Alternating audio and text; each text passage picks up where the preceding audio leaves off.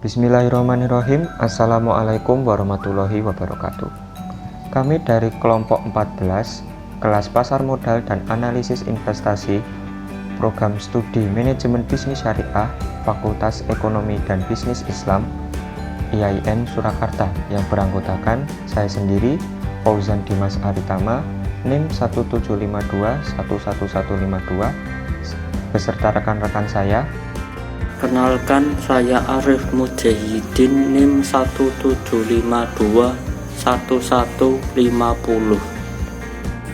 Nama saya Diki Muhammad Firdaus, NIM 175211075 dari Manajemen Bisnis Syariah kelas 6B. Kesempatan kali ini, kelompok kami akan menyampaikan beberapa tips untuk selamatkan bisnis dari dampak corona. Selamat menonton. Tak terasa kita saat ini sudah di penghujung bulan Ramadan. Kita ketahui bersama, bulan Ramadan tahun ini sungguh sangat berbeda dengan tahun-tahun sebelumnya.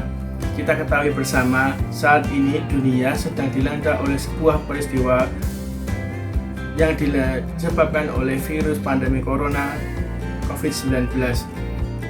Banyak dari bidang kehidupan manusia yang mulai terdampak oleh akibat virus COVID-19 ini, mulai dari bidang politik, bidang hukum, bidang pendidikan, bidang pariwisata, dan tidak salah satu lepasnya adalah bidang ekonomi. Salah satu yang menjadi perhatian bagi kita yaitu dampak dari pandemi COVID-19 terhadap kegiatan ekonomi, yang dimana menjadi pukulan telak bagi para pelaku usaha dengan segala permasalahannya yang dialami dengan merata di seluruh aspek perekonomian. Banyaknya PHK, omset yang menurun, pelanggan yang menghilang, bahkan perusahaan yang bangkrut dan kolaps. Keadaan saat ini bukanlah keadaan yang kita inginkan.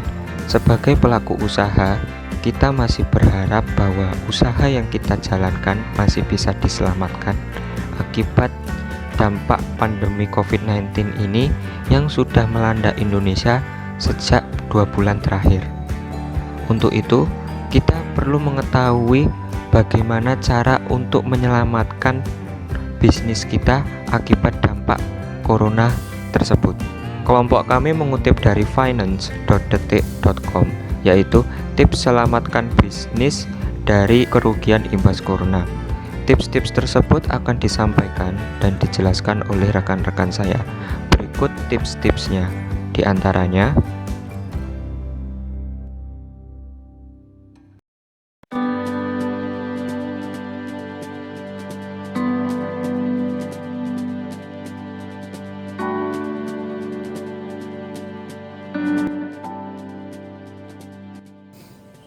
tips yang pertama, agar tetap bisnis kita bisa bertahan dan survive pada masa pandemi COVID-19 ini, yang pertama adalah kita selalu memeriksa kondisi keuangan perusahaan kita, baik itu kita bergerak dalam bidang UMKM ataupun bergerak dalam bidang perusahaan besar. Posisi keuangan sangatlah penting bagi sebuah perusahaan, karena sebuah perusahaan tanpa pengelolaan yang baik tentu akan berdampak pada keberjalanan perusahaan itu sendiri. Posisi keuangan ini kita atur sedemikian rupa karena memang dampak yang paling terkena dan paling terasa oleh pandemi virus COVID-19 ini adalah satu, menurunnya penjualan dan juga permintaan konsumen. Yang kedua, kondisi COVID-19 ini akan berdampak pada penjualan perusahaan, terutama perusahaannya di bidang jasa, akan banyak terkena dampaknya, bahkan kehilangan banyak pelanggan. Yang kedua yaitu cek status aset dan utang. Dalam kondisi saat ini, Anda pasti akan mengukur kemampuan bisnis yang berada dalam kondisi yang sulit. Maka buatlah rincian mengenai jumlah aset dan jumlah hutang. Kemudian kurangi antara jumlah aset dan jumlah utang tersebut. Selanjutnya, tips yang ketiga yaitu membuat bisnis plan yang baru. Maksudnya, kita sebagai pelaku bisnis, kita dituntut harus selalu dapat beradaptasi dan mengantisipasi terhadap semua perubahan maupun resiko yang kemungkinan besar akan terjadi pada bisnis kita. Setelah itu, kita dapat memproyeksikan semua hal yang berkaitan dengan keberlangsungannya bisnis kita. Dengan membuat bisnis plan baru yang mencakup beberapa hal seperti strategi pemasaran, strategi promosi, sistem permodalan, dan pola pengeluaran. Dengan begitu, kita dapat meningkatkan kemampuan usaha kita dan dapat bertahan di semua kondisi. Salah satunya yaitu kondisi saat ini, yaitu pada saat kondisi pandemi COVID-19 ini. Kita dapat menerapkan berbagai macam strategi. Salah satunya yaitu strategi digital marketing.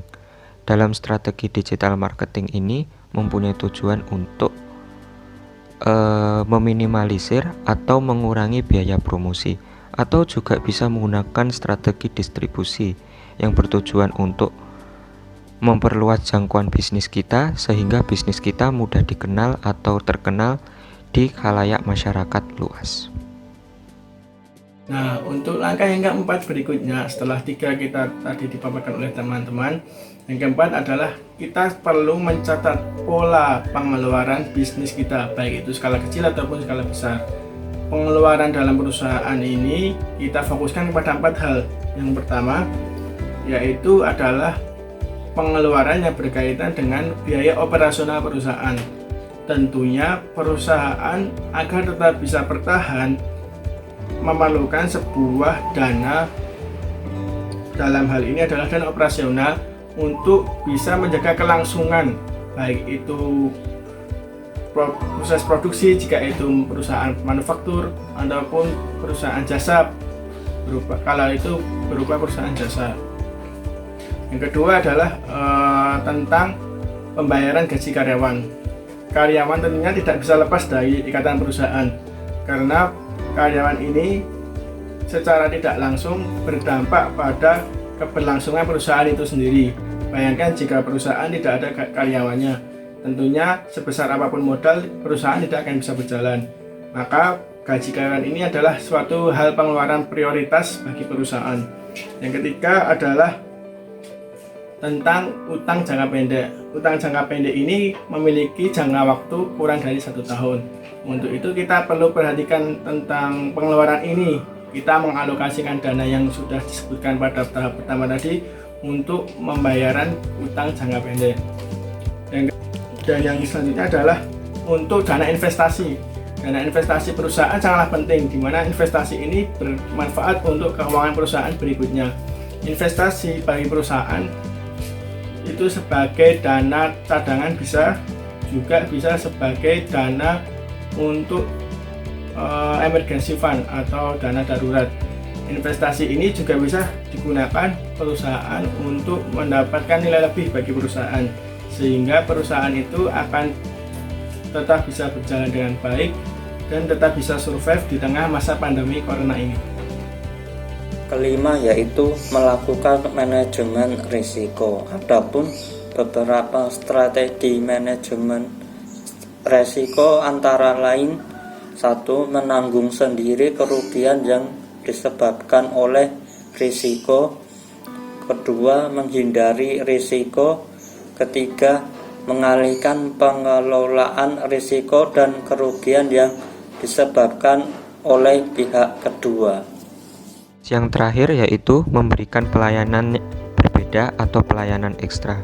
Maksudnya, kita sebagai pelaku bisnis, kita dituntut untuk memberikan pelayanan terbaik untuk para pelanggan kita. Namun, di tengah pandemi saat ini, selain memberikan pelayanan yang terbaik, kita selaku pebisnis dituntut untuk melakukan berbagai macam upaya dalam pencegahan penularan COVID-19 ini dengan cara mungkin mengukur suhu tubuh para pelanggan, kemudian memberikan edukasi tentang pencegahan penularan COVID-19 ini dengan cara menggunakan masker ketika keluar rumah, selalu rutin mencuci tangan, serta diberlakukannya physical distancing, yaitu memberikan jarak antar sesama atau orang lain dengan jarak 1 meter. Selain itu, kita sebagai pelaku bisnis dituntut untuk memberikan pelayanan yang lain. Salah satunya yaitu memaksimalkan pelayanan berbasis online. Maksudnya, di tengah pandemi saat ini, kita sebagai pelaku bisnis dituntut untuk bekerja sama dengan perusahaan layanan jasa. Salah satunya yaitu perusahaan layanan jasa pengiriman atau perusahaan jasa layanan antar jemput makanan. Seperti contoh, ketika kita sebagai pelaku bisnis di bidang kuliner, kita bekerja sama dengan perusahaan layanan antar jemput makanan. Salah satunya yaitu Gojek. Jadi masyarakat tidak perlu lagi datang ke lokasi bisnis kita. Dengan hanya menggunakan aplikasi Gojek dan menggunakan fitur GoFood, mereka sudah bisa memesan makanan kita, kemudian makanan tersebut dapat diantar ke rumah konsumen tersebut. Nah, rekan-rekan sekalian, beberapa tips tadi yang sudah disampaikan kami dan teman kelompok-kelompok kami berkaitan dengan menjaga perusahaan agar tetap bisa bertahan dan survive di tengah masa pandemi corona ini. Bisnis yang sudah kita jalankan tidak mau mengalami kerugian kan, bahkan mengalami kebangkrutan.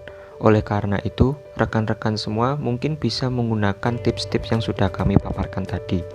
Dan jangan lupa untuk berpikir positif, selalu berusaha, serta jangan mudah menyerah.